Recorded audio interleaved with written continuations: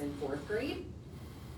And then for middle school, we have 4 lessons that fall under Senate Bill 9 as well. 2 in 6th grade, 1 in 7th, and 1 in 8th. And then really quick, I wanted to share that we have created a review site for you all that has the username and password, and it also has links to all of these Senate Bill 9 lessons. So you are able to go in, use the login, and see any of our resources, and you can view these Senate Bill 9 lessons. And then lastly, we are going to jump over to the program. So this is what the dashboard looks like. I have a couple minutes left. Like I said, we are a fully comprehensive program. All of the icons on the top row are your administrative icons. So we have resource manager and resource creation. You can create, customize, search and sort your resources. Admin tools, this allows you to utilize student accounts. It's totally optional. But that is there for you. If you don't want to, you can always use that QR code feature, and that does not require any kind of login. So again, you can share those resources with teachers, parents, and students, and they can pull it right up on any device. And then all of the icons on the bottom are resources that you'll use with your students. So you can see we have our lessons. These are mostly for tier 1, could definitely be used for tier 2 and 3 if you find a topic that you like. But you can just see all of our lessons, they're aligned to the core competencies at the bottom. And also the other great thing is that everything is vertically aligned. So as long as the counselors are following the same number, it is the same topic across the grade levels. Pre-K through 5th grade is aligned, and then 6th through 8 is vertically aligned. You can see some of these lessons are grayed out. That just means that they have not been released yet because this is fairly new. All of our lessons will be available by the end of next month in April. We also have interventions. These are our supports for tier 2 and 3. We have a lot of good individual tier 3 interventions, small groups, a lot of good PBIS resources. Everything again is available in English and Spanish. Check-in and check-out sheets. I was using a lot of these as a teacher. We also have quite a few other resources, brain breaks. We have songs, that is a big part of our program. Quaver Music was our original program, and we know that songs and music activate a different part of the brain and help students retain the topic. So every single lesson features a song, and then down below you can see, like I mentioned earlier, we've made a lot of strides to provide parent and community resources. Those are in there for you as well, all in English and Spanish, school-wide campaigns that you can involve the classroom teachers, parents, students, and they are all ready to go for you for every month ahead of the school year. We have some other miscellaneous emotion check-in, stuff like that, behavior support in our resource toolbox, and then we have an icon for our 6th through 8th grade songs. But thank you so much. Does anyone have any questions?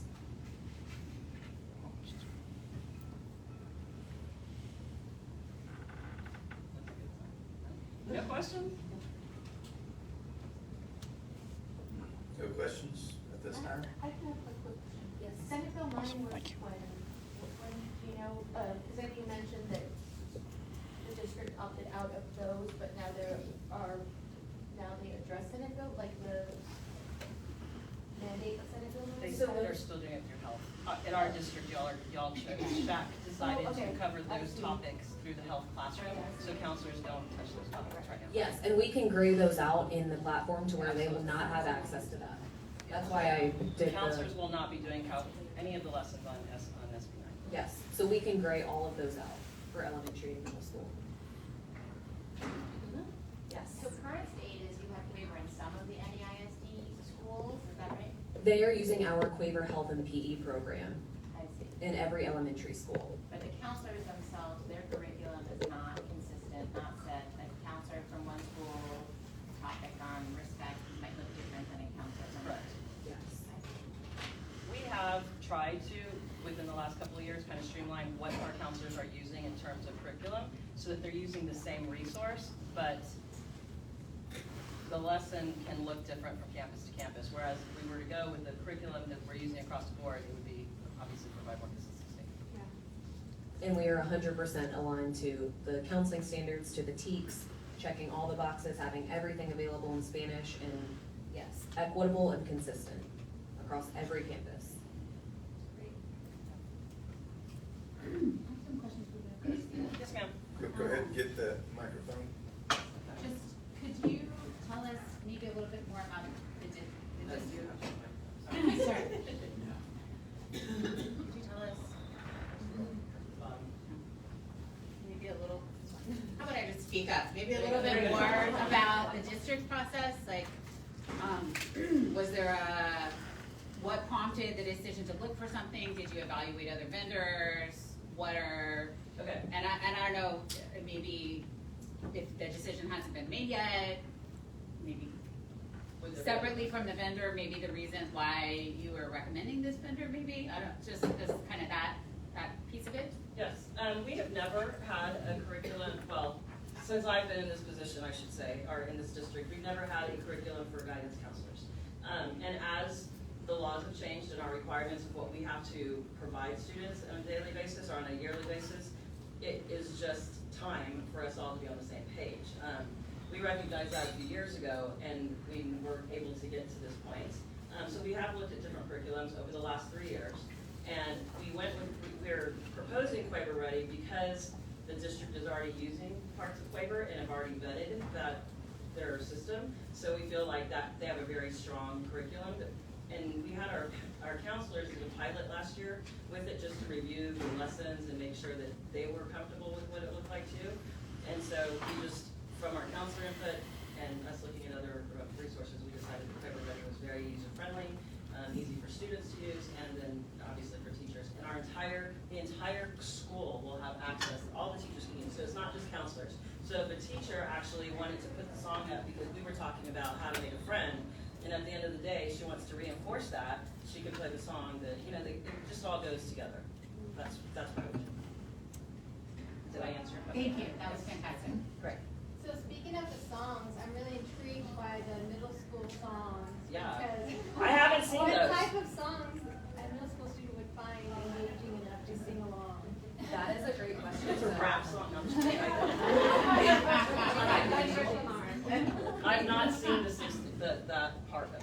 We do have every genre of music in here, so we do have some pop songs, but when we were creating middle school, and a lot of former teachers are at Quaver now. The head of content was a former counselor for over 15 years, also a former music teacher, but we surveyed middle school students across the United States while we were creating this, and it is very different from elementary. The middle school students we found, they like very black and white, and so if you wanted to see a song, I'd be happy to show you one for middle school, but it is very middle school appropriate, very different from our elementary songs, but that is a great point.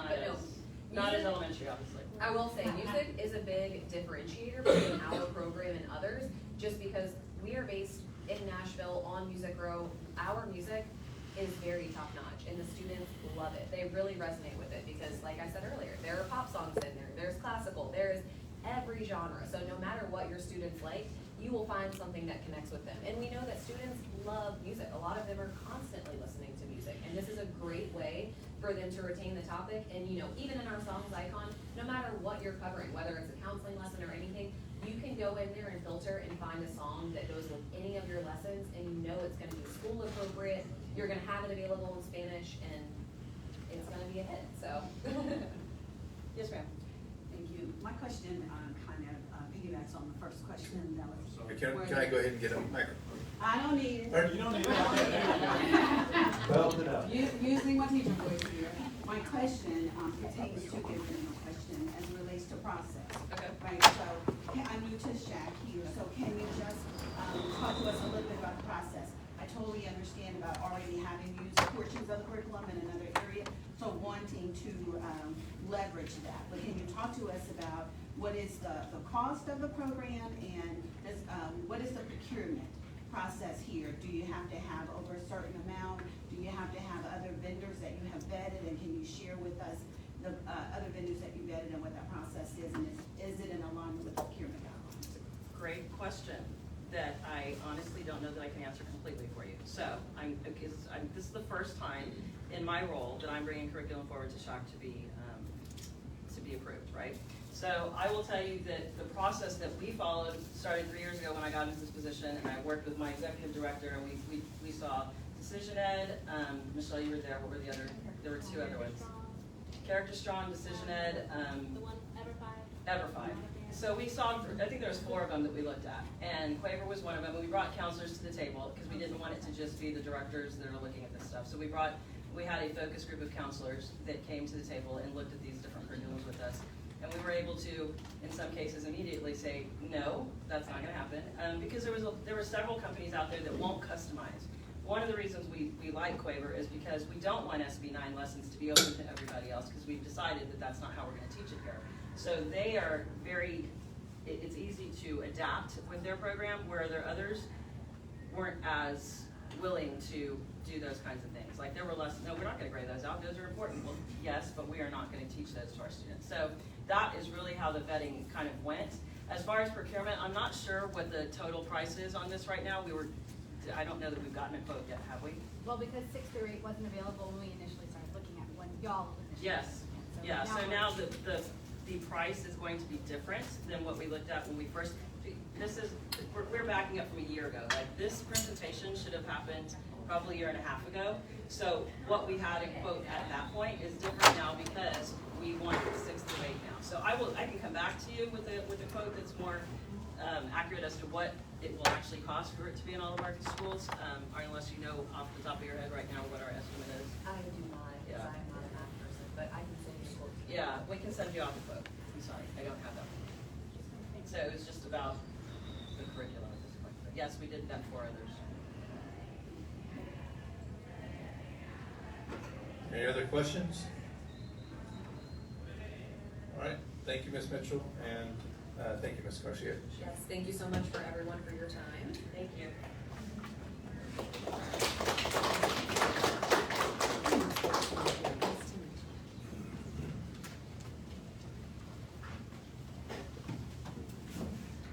So at this point, I want to open it up. Is there a motion to approve the guidance curriculum component waiver ready based off the presentation that we've had? Sean? Technically, my hand was up first, but I was referring to the good lady at table. All right. Okay, Sean with the motion, and we have Lori with the second. Any further discussion? All right. I have a discussion, or maybe a question. It's not quite clear to me what the SHAC is voting on. I would imagine, and I'm speaking up a little bit, sorry, because I couldn't make the microphone work, but I would imagine, like, there's a procurement department at the district that's gonna review conflicts of interest and budget and all of that. So for, like, what is it that are we approving? Are we just approving that we like the idea of having This a consistent curriculum? Yeah, this goes to you to tell you, like, for you all to review the curriculum. That's why y'all have the link to be able to look at the different lessons, make sure it's something that you would approve for our students to see. Then we have to take it to the board, and the board will get the financial part of it. But we'll have to do a presentation to them about how much it's gonna cost and where the money's coming from. All of that goes to the board, and they make that decision. So the SHAC's decision is just about whether or not you approve of the curriculum to go forward to the board. Yeah. Is that Awesome, thank you. Sorry for asking so many questions. No, you're fine. I'm assuming maybe some other people had the same question I had. That's why we're here. Any other questions? Oh, yes. So I have a question regarding, so are we voting today before we get to look at the curriculum? Just process, that's my question.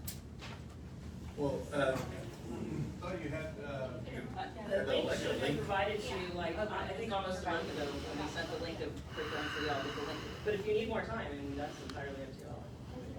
They got it. That's fine, maybe I'm the only one that didn't. Oh, 7 days before the meeting, I guess, except it was sent out. But that's, yeah. Any other questions? All right. So at this point, we're going to have a ballot. I'll have Mitch send or pass out the ballots. Sean, you can help Mitch if you'd like. absolutely.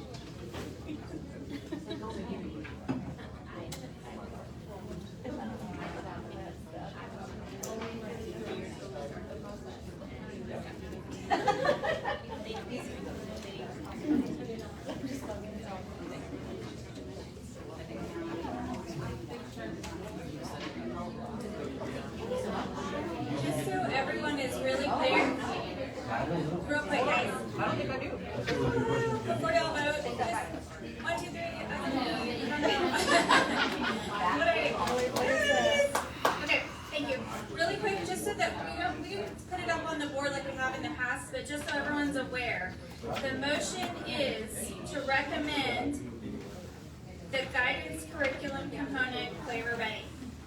Yes or no? That's what we're voting on. Thank you.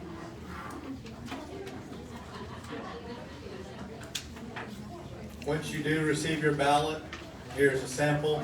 If you will, once you vote, if you'll fold it like so, and then hold it up so that Mitch can pick it up. Thank you.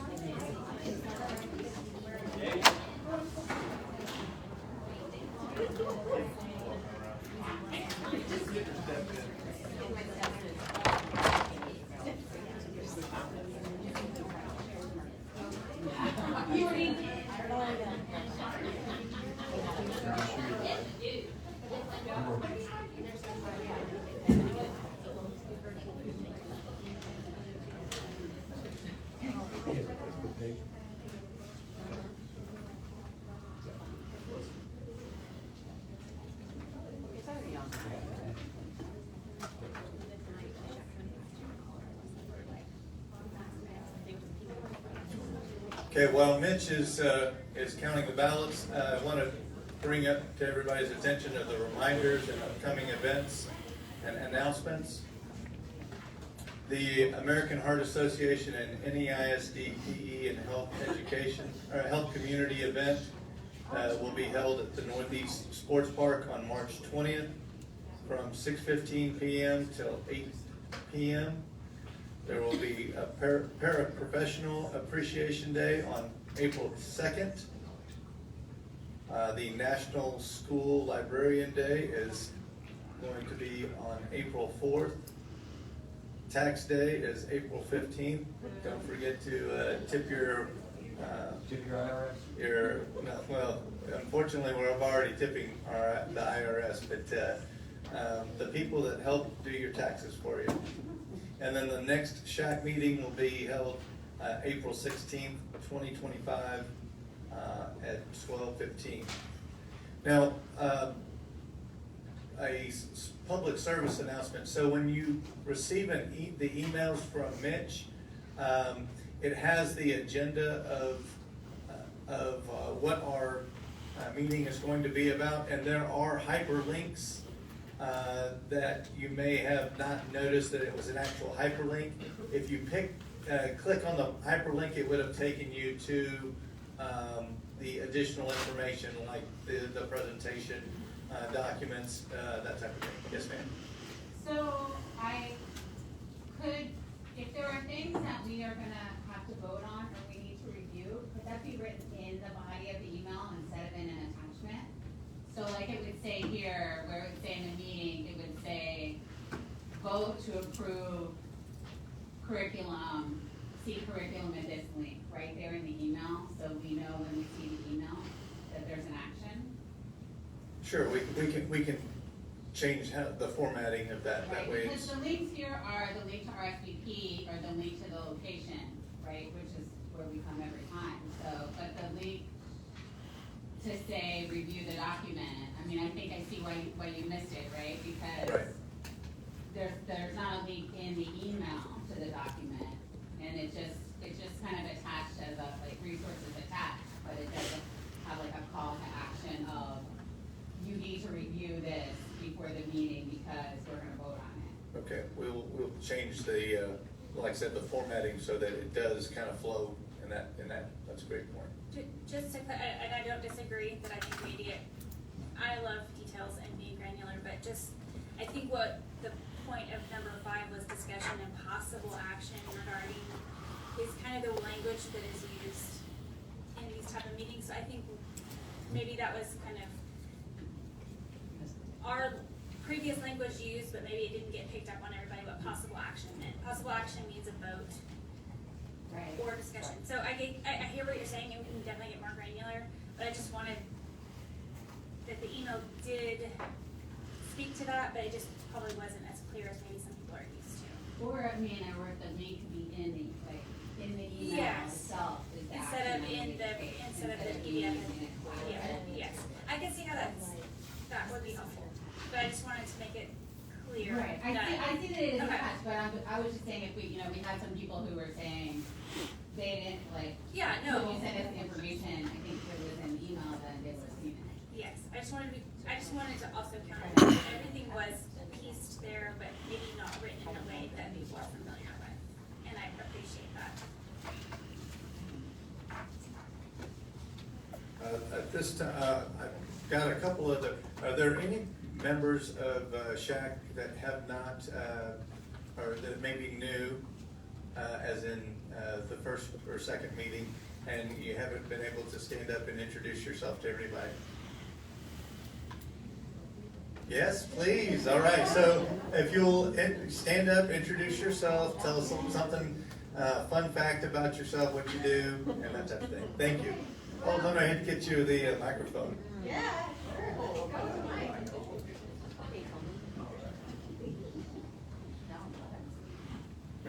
Hi, my name is Sharon Glosson, and I'm the Executive Director of School Nutrition for NEISD, and I'm glad to be on the SHAC Nutrition Committee. I served on the SHAC for many years. Prior to the last couple of years, I joined NEISD in 2012, and so I'm glad to be back so that I can be a resource to the committee. Thank you. Thank you.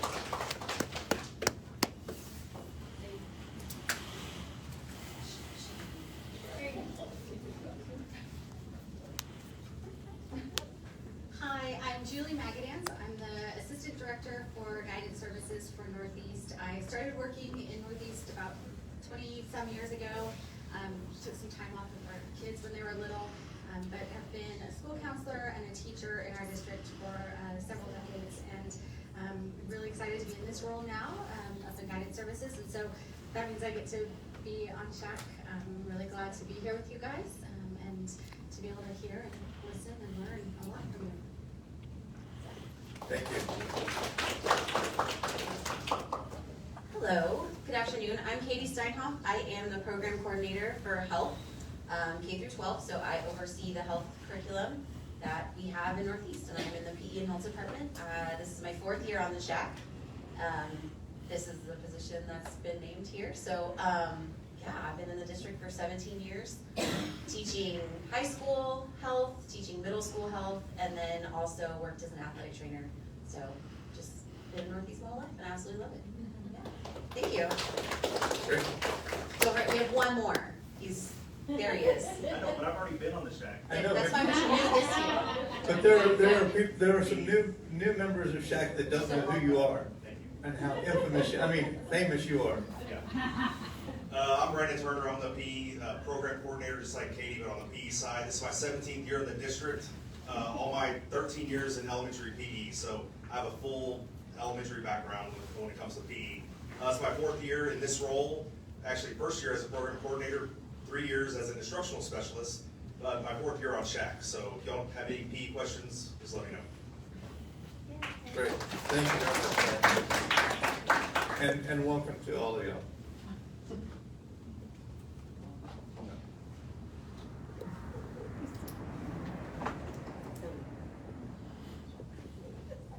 Mr. Chairman, regarding the matter of guidance services curriculum waiver ready, number of votes cast 22, number necessary for election 12, those in favor aye, those opposed nay, illegal votes 0, and for math 1 abstain.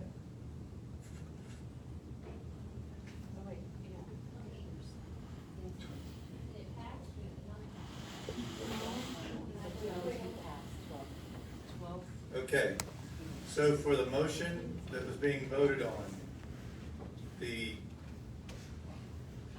recommendation to use the guidance service curriculum Quaver Ready, there were 22 votes cast, and the number necessary for, is 12. Those in favor of, the motion is 21, those opposed is 0, and 1 abstain.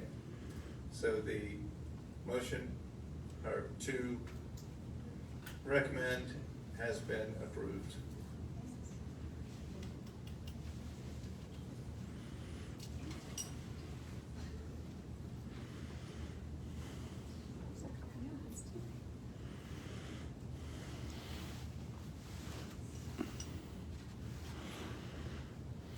Okay, at this point, we are going to, the SHAC is going to adjourn, and the standing committees will hold their work sessions.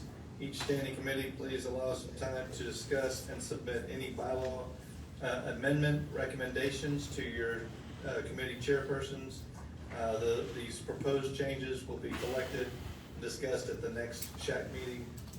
Please note that these sessions are no longer open to the public. At this point, it is 12:57, and the SHAC meeting is adjourned. Thank you.